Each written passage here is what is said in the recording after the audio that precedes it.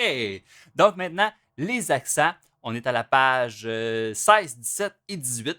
Donc, page 16, c'est les croches. 17, les quatre doubles. Et 18, les triolets. Ici, on rajoute les accents sur ces rythmiques-là. Donc, accent, ce que ça veut dire, en fait, c'est de jouer le coup plus fort. Donc, quand je fais un coup accentué, donc je le joue plus fort que les autres.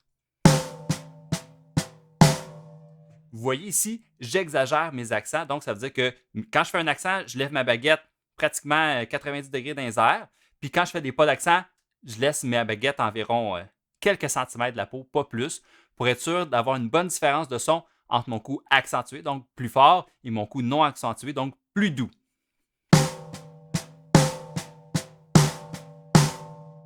Donc, vous allez voir dans ces trois pages-là, à chaque fois, vous avez l'espèce de petit V sur le côté au-dessus de la note. Donc, c'est une note qui est accentuée, donc il faut jouer plus fort. Donc, c'est pas plus compliqué que ça pour ces trois pages-là.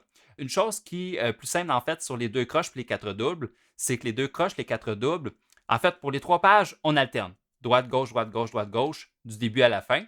Mais sur les deux croches, les quatre doubles, si mon premier deux croches commence de la droite, ben en fait, toutes mes deux croches vont commencer de la droite.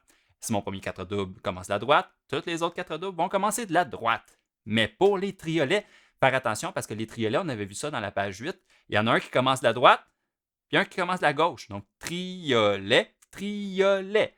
Donc, ça ne veut pas dire nécessairement qu'il y a un accent sur la première note du triolet qui va être de la droite, tout dépendant sur quel temps il est. Il peut tomber soit de la droite ou de la gauche. Donc, faire attention à ça.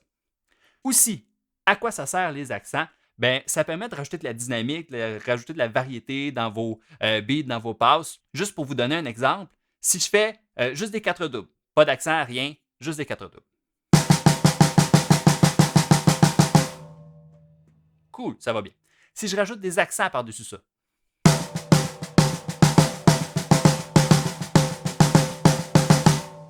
oh, OK, là, j'ai quelque chose de différent. Je fais toujours juste des quatre doubles, mais en allant chercher des notes plus fortes, des notes plus douces, c'est comme si je mettais un deuxième rythme par-dessus mon rythme de quatre doubles.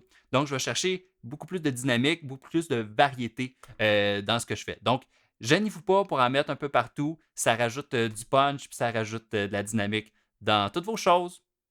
Bref, donc, amusez-vous avec ça. On se revoit pour les exercices maintenant.